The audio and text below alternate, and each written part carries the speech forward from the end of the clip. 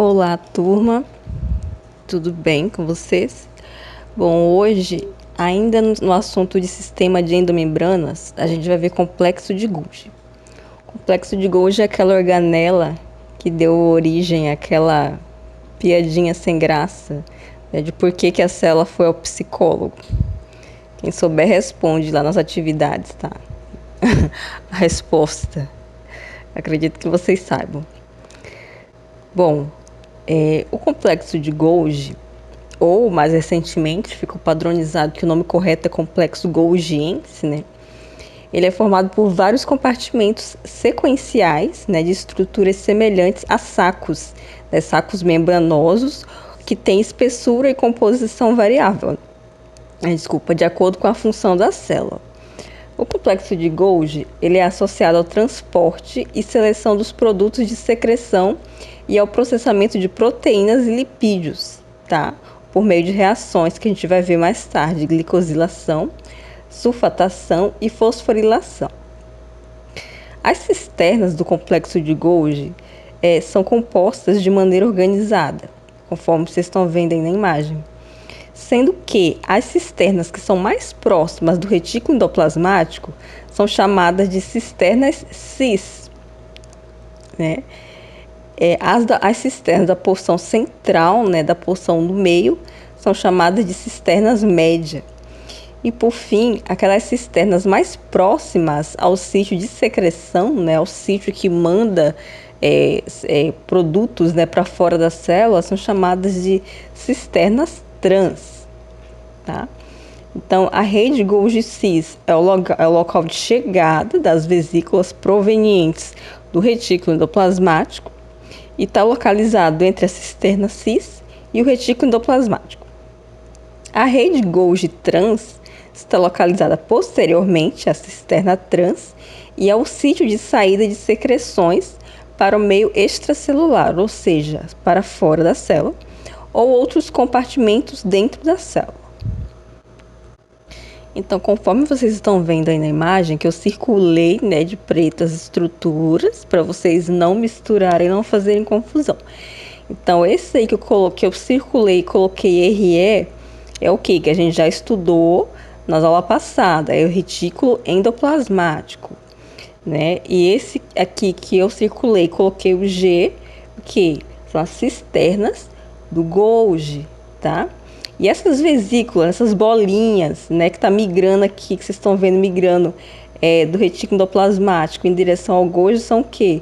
São vesículas de transporte, né, que vão transportar substâncias do retículo endoplasmático, né, que podem ser proteínas, lipídios, né, que são produzidos aqui no retículo endoplasmático, né, que vai ser processado, vai ser recebido do complexo de Golgi e processado. Né, esses componentes, essas substâncias, né, proteínas, lipídios e tal, eles podem compor, né, a estrutura do complexo de Golgi, como também podem ser apenas processados no Golgi, né, e mandados para fora da célula, mandados para compor a membrana, né, como lipídios de membrana, proteínas de membrana, ou também podem ser mandados para compor, né, a estrutura de outras organelas, como lisossomos, por exemplo. Então, o complexo de Golgi, ele tem as funções de processar proteínas e lipídios. Professor, o que é processar? Processar é o quê? É você pegar uma proteína, adicionar resíduos, né, de outra estrutura, de outra substância, por exemplo, para acrescentar um grupo glicídico, por exemplo. Ele também processa lipídios, né, modifica, quebra a estrutura, coloca mais estrutura, enfim. Síntese de polissacarídeos, transporte e endereçamento de substâncias secretadas, ou seja, as vesículas ela também atuam ali como transportadores, né, de substâncias, né, que tanto podem ter sido produzidas no retículo endoplasmático quanto no próprio complexo de Golgi, né? E o Golgi ele também vai endereçar. O que é endereçar? Né? Que nem esse serviço do correio, ele vai mandar, né, essas substâncias para diversas organelas, vai mandar substâncias para fora da célula, vai mandar substâncias aí para compor a membrana plasmática, enfim, ele endereça, né? Ele vai mandar para o seu respectivo endereço ali, tá? O complexo de Golgi é também responsável pela formação do acrossomo. Acrossomo é a estrutura, né, do espermatozoide.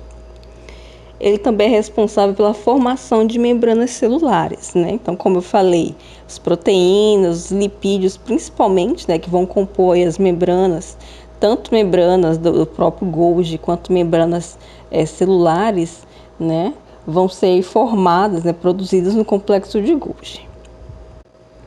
Bom, nos diferentes compartimentos do complexo de Golgi, as proteínas e lipídios sofrem modificações estruturais, né? Elas sofrem modificações em sua estrutura, que em alguns casos são iniciados ainda lá no retículo endoplasmático, como a gente viu, tá?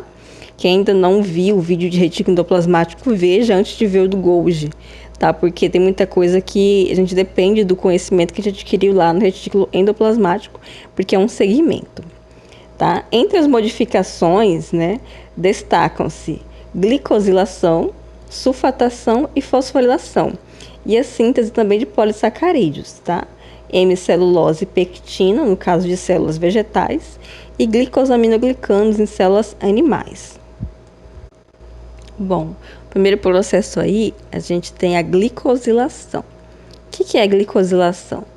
É um processo no qual açúcares, né, são adicionados a proteínas e lipídios, transformando então essas proteínas e lipídios em glicoproteínas e glicolipídios.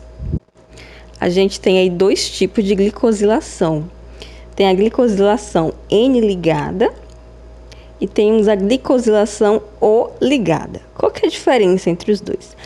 Na glicosilação N-ligada é um processo que tem início lá no retículo endoplasmático e continua no complexo de Golgi, tá? E a glicosilação O-ligada? Esse tipo de glicosilação, ele ocorre exclusivamente no complexo de Golgi. Então a N-ligada, ela começa no retículo endoplasmático, né, e continua no Golgi, e a O-ligada, ela ocorre exclusivamente apenas no complexo de Golgi. Então essa que é a diferença entre essas duas glicosilações. Na glicosilação N-ligada, por que N? Por que tem esse nome N?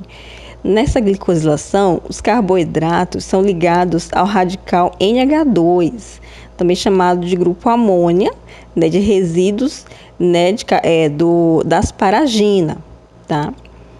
Do aminoácido asparagina. Já na glicosilação O-ligada, por que O? Porque carboidratos são ligados ao radical OH, tá, de resíduos de aminoácidos serina ou de treonina, tá? Então, por isso que tem esse nome, N-ligado ou O-ligado, tá? Na glicosilação N-ligada, a gente vai ter a adição de oligosacarídeo no retículo endoplasmático, né? E modificações posteriores também ocorrem no retículo endoplasmático e no complexo de Golgi. Na glicosilação O-ligada, vai ocorrer aí a adição, né, de monossacarídeos apenas, né, nas diferentes cisternas do complexo de Golgi. Tá? Os oligosacarídeos são em geral pequenos, por exemplo, os oligosacarídeos da tipagem sanguínea ABO. Então essa tabelinha aí é só para resumir, né, a comparação aí dos tipos de glicosilação que eu acabei de explicar para vocês. Então, na glicosilação N-ligada, como eu expliquei, ela inicia onde? No retículo endoplasmático e continua no complexo de Golgi. Já a glicosilação O-ligada, ele é exclusiva do complexo de Golgi, tá? Guardem essas informações que é muito importante. Na N-ligada, os carboidratos são ligados ao radical NH2, tá? Por isso que é chamado de N-ligada, em resíduos de asparagina. Na glicosilação O-ligada, os carboidratos são ligados ao radical OH, né, de resíduos de serina e treonina, tá? Isso aqui é muito importante.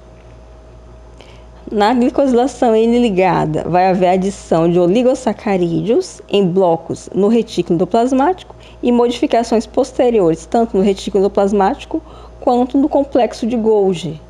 Já na glicosilação oligada, vai ter o que? Apenas a adição de monossacarídeos apenas nas cisternas, né, do complexo de Golgi.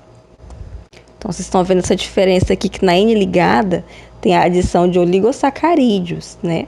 Tanto no retículo endoplasmático quanto no Golgi, tá? Por que oligossacarídeos? Oligossacarídeos é a junção aí de vários monossacarídeos, então são estruturas maiores, né? Já a glicosilação oligada, que é exclusiva apenas do complexo de Golgi, há a adição de monossacarídeos, né? Que são aí sacarídeos pequenos, como o próprio nome já diz, mono, tá? Então, em resumo, na glicosilação N-ligada, eu vou ter aí oligossacarídeos grandes, tá? E na glicosilação oligada, eu tenho oligossacarídeos, em geral, pequenos, tá? A outra reação que nós temos aí é a sulfatação. A sulfatação ela ocorre apenas, né, na luz das cisternas do complexo de Golgi, na região trans ou rede trans. Então, é um processo aí que proteínas e lipídios vão sofrer, né, esse processo de sulfatação, tá? Então, elas vão ter a adição aí de um grupo sulfato, né, esse grupo sulfato ele vai ser doado, né, por uma substância chamada PAPS, né, que ele é chamado de doador de sulfato. Temos também outra reação aí que proteínas e lipídios vão sofrer, que é a reação de fosforilação. O que é a fosforilação? É a adição de um grupo fosfato, né, a uma proteína e a um lipídio.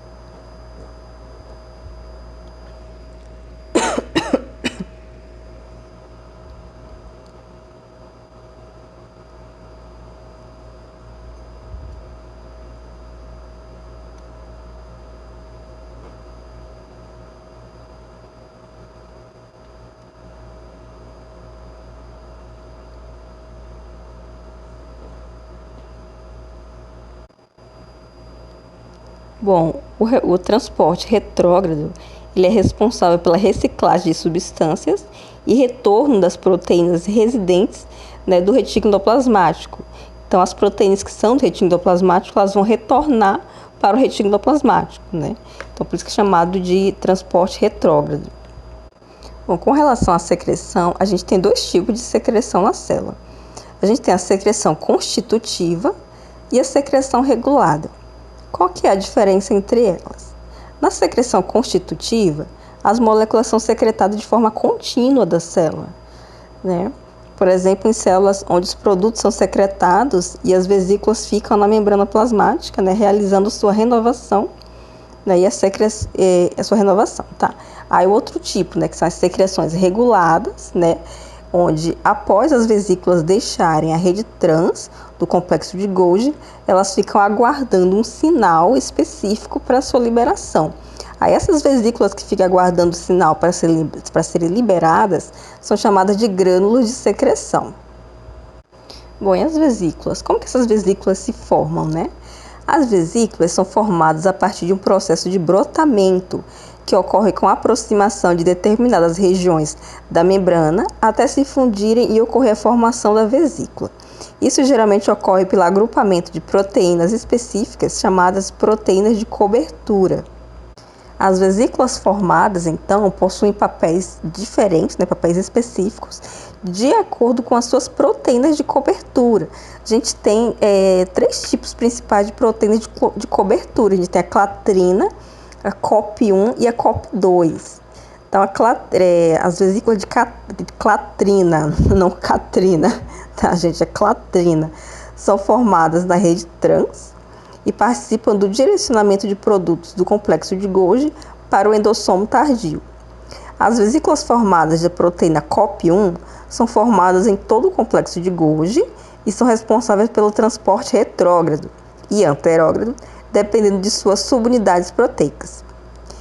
As vesículas formadas de proteína COP2 são formadas no retículo endoplasmático e são responsáveis pelo transporte até o complexo de Golgi. Aí uma informação importante aqui, o que acontece com o retículo endoplasmático e com o complexo de Golgi durante o processo de mitose, onde a célula se prepara para se dividir? O que acontece? Pode ser pergunta de prova. Então, durante a mitose, tanto o retículo endoplasmático quanto o complexo de Golgi, eles se fragmentam na forma de vesículas, viram tudo vesículazinhas, né? Elas não têm mais aquela estrutura de cisternas, né? Viram vesículas que vão ser distribuídas entre as células filhas.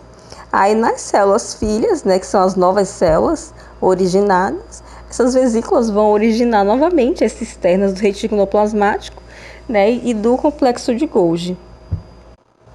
Tá bom, pessoal? Então, por hoje a nossa aula é essa, tá? Então, vocês não deixem de fazer atividade. Já vão treinando aí para nossas provas, que a gente tem que fazer as provas, né, pra gente fechar as notas de vocês, tá?